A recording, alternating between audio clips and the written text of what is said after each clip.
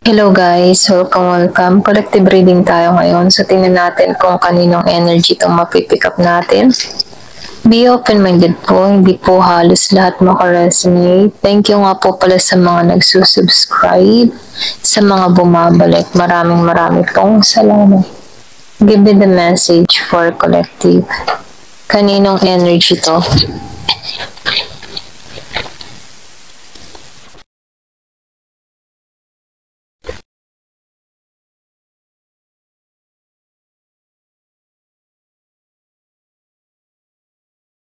Wow, lumalabas dito yung positive, ano? Meron yung iba sa inyo nagtatagumpay ka sa mga ginagawa mo. So, nakikitaan ko dito, merong perang parating, may malaking perang naghihintay sa'yo, nagiging mapalad sa sitwasyon. Meron akong nakikitang Virgo, Capricorn, Taurus. So, yung iba sa inyo, nakaranas ka din ng kabiguan dito, no? Pero ganun pa man, may dahilan tong mga kabiguan na ito kung bakit naranasan mo para ma-receive mo tong biyaya ito.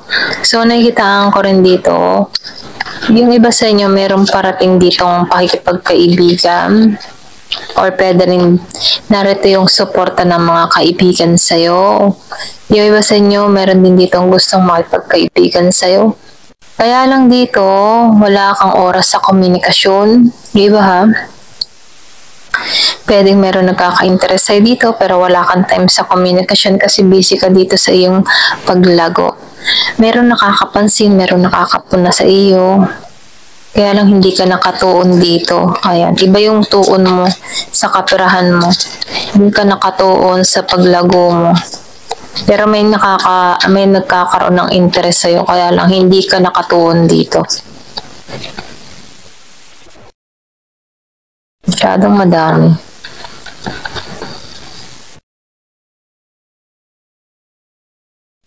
So, nakita ko din dito, no, yung iba talaga nakatuon ka sa stability mo, okay? Kasi yung iba sa inyo, kaya ka nakatuon sa pera mo, no, dahil gusto mo ng, yung bang tipo na stable ang lahat, meron kang pinaghahandaan, meron kang pinag-iipunan. So, nakikita ko dito yung iba pinaghahanda ng future niya, gustong makaipon, merong gustong makabili, merong gustong mapundar, mga ganun, no? So, nakikita ko dito, dun siya nakatuon kaysa sa love life.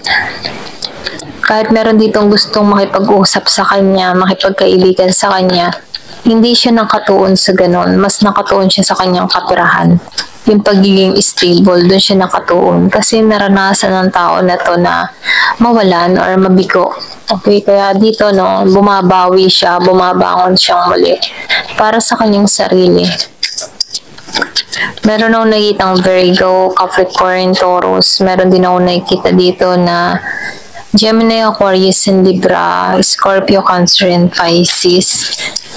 So, nakikita ko rin dito, no, meron din nagpapa-stress sa tao na to. So, nakita ko dito, nakatuon siya sa kanyang pangarap, nakatuon siya sa kanyang minimithi dito. Kaya lang yung iba sa inyo, yung bang tipong nag-i-start pa lang, hindi pa niya lang alam kung paano magsisimula. Okay? Gusto niyang sumubok, gusto niyang gumawa ng hakbang, pero nahihirapan pa siyang magsimula. Hindi pa niya alam kung saan siya, ano yung una niyang gagawing hakbang. Okay? Yung iba ha, hindi halos lahat. Meron akong nakikitang Gemini, Aquarius, and Libra. Nahihirapan to magsimula or pwede rin sabihin, hindi niya lang alam kung paano sisimulan tong kanyang mga proyekto, kanyang mga plano. Pero andun yung pangarap niya para magtagumpay itong lahat ng mga gusto niya dito. Lahat ng kanyang minimithi. Andun yung determinasyon niya. Andun yung kanyang ambisyon na makamit ito. Kaya lang nahihirapan pa siya kung paano gagawin. Okay?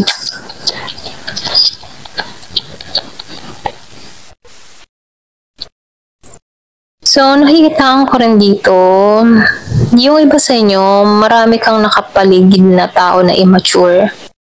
Or pwede rin sabihin na hinihila ka pababa, iba yung mindset kaysa sa'yo.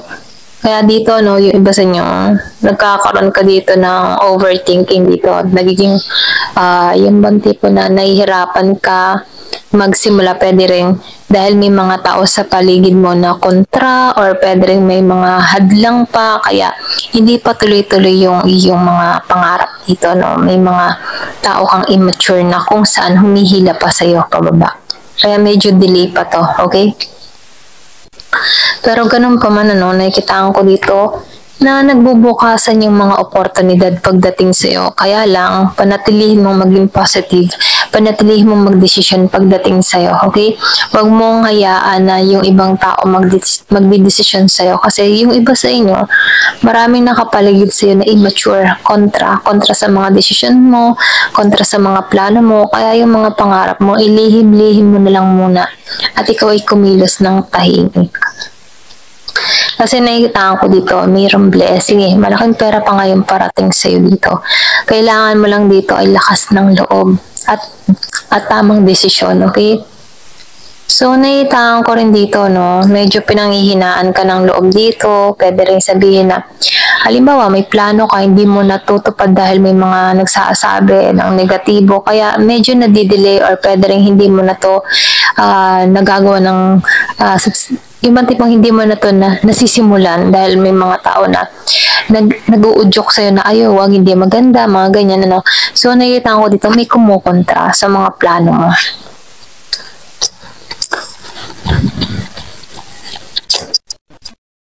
Pero nakikita ko dito, no, may pera kang parating. Kumbaga, nag-iintay ito. Nag-iintay na to sa'yo. So, nakikita ko rin dito, no, yung iba sa inyo, meron nakapaligid sa iyo na hindi maunawaan kung ano tong mga pinapangarap mo. Hindi nila maunawaan tong gusto mo. Okay? Kaya merong hindi pa nagiging matagumpay sa panahon ngayon dahil may mga tao na hadlang, walang malasakit, or wala siyang yung bang hindi nila pinagtutuunan yung iyong gusto, okay? Yung iba sa inyo, meron kang vision, meron kang pinapangarap, na meron kang nakikita or nailalarawan mo na yung mangyayari para sa'yo. Kaya lang, kapag nasasabi mo to sa tao sa paligid mo, pwedeng kaanak, kaibigan, ganyan, nahadlangan, okay? Dahil maganda yung vision mo para sa pangarap mo. Kaya lang, dahil merong mga nagsasuggest sa'yo na hindi maganda, kaya medyo delay, okay? So, kaya yung iba sa inyo hindi ka malaya magdesisyon. Pwede rin sabihin na may mga tao, pwedeng magulang, kapatid, na kung saan, ano, hindi ka makalaya sa mga desisyon mo. Okay? Ayan, may humahad lang. Ito lang nakikita ko. Hindi halos lahat, ha. Meron ako nakikitang Aries, Leo, Sagittarius, Scorpio, Cancer, Pisces. Meron din Gemini, Aquarius, and Libra. Virgo, Capricorn, and Taurus. Halos lahat nandito na. So, sinasabihan ko lang dito, kapag once na may pangarap ka, meron kang gustong mangyari, sundin mo, okay? Huwag mong hayaan na mapatigil ka dahil sa mga sabi-sabi ng tao sa paligid mo. Kung maganda naman yung pangarap mo at meron kang mga nakikitang positive pagdating sa dito, sundin mo. Ayan, ito na yung mensahe, no? Kasi nakikita ko dito, maraming oportunidad na magbubukasan sa'yo na kung saan, ano, biyaya ang hatid nito.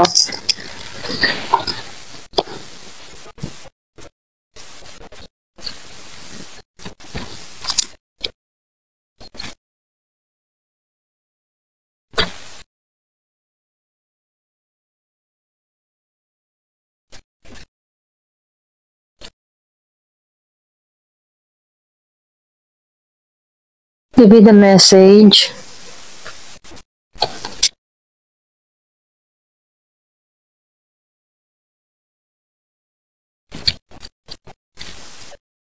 Meron ako nakikitang commerce. So, nakikita ko dito yung balance, ano. Magiging balance, magiging maayos ang lahat. Meron ako nakikitang Taurus. So, plano mo talaga to, no? Meron kang mga plano, meron kang pangarap, meron kang gustong mangyari. So, magiging balance ang lahat. Meron dito usaping pera. Yung iba sa inyo gusto mong lumago talaga. Gusto mong magtagumpay. So, nakikita ko dito na magiging maayos ang lahat, magiging payapa ang lahat. Kung ano man yung mga hinihiling mo, kung ano man yung gusto mo, magiging maayos ang lahat. Kung makikita mo dito sa balance mo, no, meron ditong ahas na gumugulo pa rin dito, no? Pero ganoon pa man, kahit may mga kontra, merong mga hadlang, naayos mo, okay? Alam mo kung ano yung dapat gawin, okay? Alam mo yung makakabuti para sa'yo.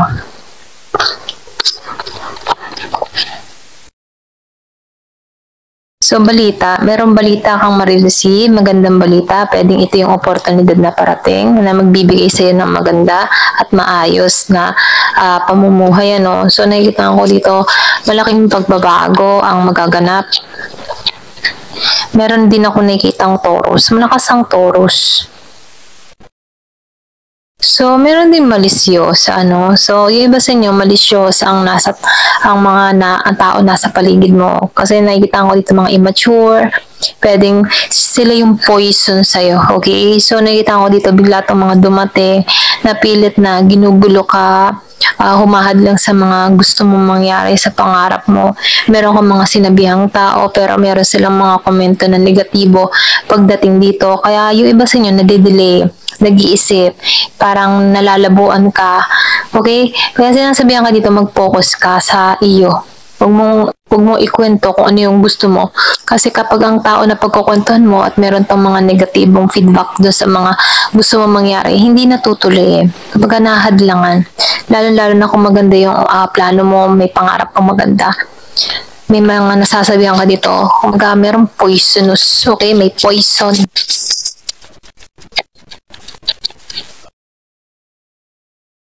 Disease. So, nakikita ko dito, yung iba sa inyo, meron ditong poise, para siyang sakit, ano? Sakit na nakakahawa, na kung saan, no? Pag meron ka sinabihan at sinabihang tao, yung kanyang mga sinasabi, talagang pumapasok sa loob mo. Kaya dito, nagiging malabo yung mindset mo dito para magdesisyon ng maayos, para magdire-diretso sa gusto mong mangyari. Kasi meron ditong tao kang napagsabihan ng mga minimithi mo, gusto mong mangyari, plano mo. Kaya lang, poison siya dito, parang disease, no, na kung saan naapektuhan ka sa mga sinasabi niya rito. Okay? So, sinasabihan ka dito, be positive, ano? Huwag kang magtiwala, lalo-lalo na alam mo kung halimbawa meron kang vision, meron kang magandang nalalarawan sa pangarap mo, dun ka magtuon. Fame. So, sisikat ka dito, magtatagumpay ka dito. Yung iba sa inyo, pwede nagpaplano ka mag-content creator ng ganyan, ganon. Kaya lang, meron kang tao dito na pwedeng nainggit sa'yo. Kaya, pangit yung komento niya sa'yo, okay? Kaya, sinasabihan ko dito, magtiwala ka sa sarili mo.